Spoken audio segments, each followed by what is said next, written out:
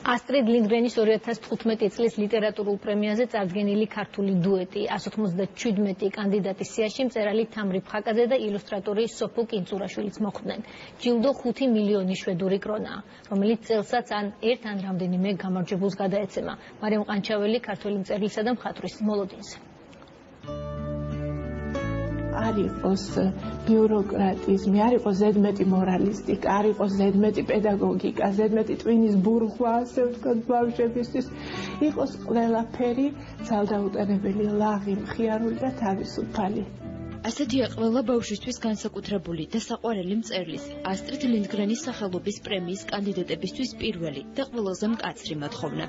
საბავშვო ზღაპრების, პოემებისა და ლექსებისთვის ოქროს ბუმბულის, მრევლობის, დიოგენესა და პატრიარქის პრიზების მფლობელი თამრი ფხაკაძე დღეს ამ პრემიის მსოფლიოდან შერჩეულ კანდიდატებს შორისაა. როგორც თავად ამბობს, მის შემოქმედებაში ლიტერატურა უფროსებისა და ბავშვებისთვის ერთმანეთის პარალელურად ტყუპებივით ვითარდება.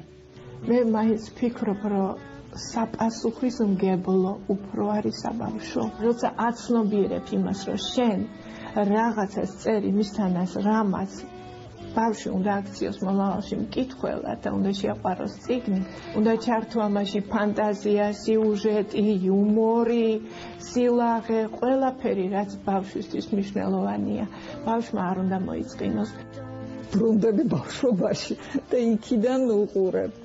აი რამ სიამოვნებს, რაღაც სამყაროს ქმნი, აი სწორედ ბავშვის თვალით უყურებ. სოფო კინწურაშვილის საკუთარი ბავშვობიდან წამოსული შეგრძნებებით შექმნილი ილუსტრაციები ჟიურისთვის გამორჩეული აღმოჩნდა. პრემიაზე წარდგენილი ყველა ადამიანი არაერთი კონკრეტული, არამედ მთელი შემოქმედებით ფასდება. ქართველი ილუსტრატორის წარდგენისას მის სამოტივაციო წერილში ხაზგასმული საბჭოთა კავშირის ის პერიოდი იყო, როდესაც ჯერ კიდევ სტუდენტი ჟურნალ დილისთვის პირველ და იმ დროისთვის გაბედულ ილუსტრაციებს ქმნიდა.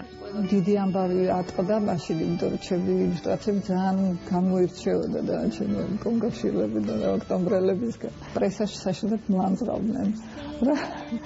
სოფიო კინწურაშვილი ოდნავადაც არ აკმაყოფილებს ბავშვების ზარდგემოვნებას. ავტორს, რომელსაც წარმოადგენს, ცხადია უნდა პასუხობდეს მსოფლიო მოთხოვნებს და ის უნდა იყოს დროის ადეკვატური. თუკი ეს ყველაფერი შეიკრება, ჩვენ ვფიქრობთ, რომ გვექნება გარკვეული სათქმელი მსოფლიოსთვის ამ მიმართულებითაც.